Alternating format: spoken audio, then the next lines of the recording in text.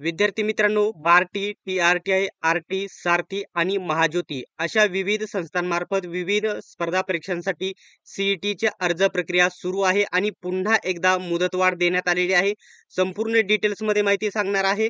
तर त्याच्या अगोदरच कोणत्या संस्थांनी किती मुदतवाढ दिलेली आहे हे सांगणार आहे. नवीन जी आहे शेवटची तारीख किती आहे आणि काही महत्त्वाचे बदल आहेत ते देखील सांगणार आहे. फक्त व्हिडिओ तुम्ही शेवटपर्यंत बघायचा आहे आणि अशाच प्रकारच्या अपडेटसाठी चॅनलला सबस्क्राईब करून घ्या. आता सर्वात महत्त्वाचं म्हणजे शेवटचे 2 दिवस फॉर्म भरायचे बाकी आहे. जर कोणाला फॉर्म भरून घ्यायचा असेल, तर खाली दिलेल्या नंबरवरती कॉल करायचा नाही. फक्त WhatsApp करून तुम्ही तेथे घरबसल्या अर्ज भरून घेऊ शकतात. आता इथं महत्त्वाचा पॉइंट म्हणजे अर्ज या ठिकाणी मुदतवाढ किती दिलेली आहे. तर सर्व संस्थांनी मुदतवाढ दिलेली आहे. फक्त आर-टीची मुदतवाढ वेगळी आहे. बाकी सर्व संस्थांची सारखी आहे. तर येथे बघू शकता टी नाही टी-आर-टीची मुदतवाढ वेगळी आहे. तर इथं सांगतो बघू शकता इथे बार्टी, टी-आर-टी-आय, सारथी, महाज्योती आणि आर-टी या सध्या 5 संस्था कार्यरत आहेत. यांच्यामध्ये टी-आर-टी-आयची मुदतवाढ वेगळी आहे. यांना थोडी जास्त आहे टी-आर-टी-आयची.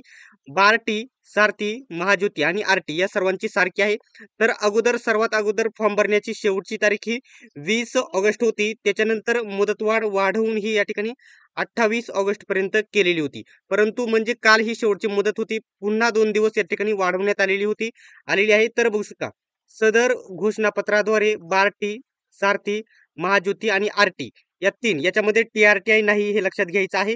यांची बघू शकता बार्टी, सारथी, महाज्योती आणि आर-टी यांची मुदत किती आहे तर आज तारीख आहे 29 ऑगस्ट म्हणजे आज आणि उद्या 30 ऑगस्ट ही शेवटची आहे.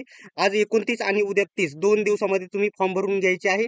पुन्हा मुदतवाढ होणार नाही कारण ही दुसरी वेळ आहे मुदतवाढ देण्याची. ठीक आहे. आणि टी-आर-टी-आयची मुदतवाढ किती आहे तर इथे मी तुम्हाला सांगतो इथे बघू शकता.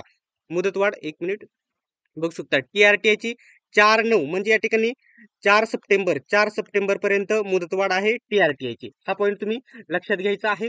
आणि सर्वात महत्त्वाचं म्हणजे टी-आर-टी-आयचे विद्यार्थी दुबार लाभ घेऊ शकतात. म्हणजे जर ज्या विद्यार्थ्यांनी आधी लाभ घेतला आहे ते विद्यार्थी परत लाभ घेऊ शकत नव्हते. परंतु आता त्यांनी या ठिकाणी हे परिपत्रक काढून हायर एज्युकेशननुसार चढत्या क्रमाने पुन्हा लाभ घेऊ शकतात. समजा आधी या ठिकाणी पोलीस भरतीचा लाभ घेतला आहे तर विद्यार्थी या ठिकाणी पुन्हा या ठिकाणी आता एम-पी-एस-सीचा म्हणजे पोलीस भरतीपेक्षा मोठ्या परीक्षेचा लाभ घेऊ शकतात.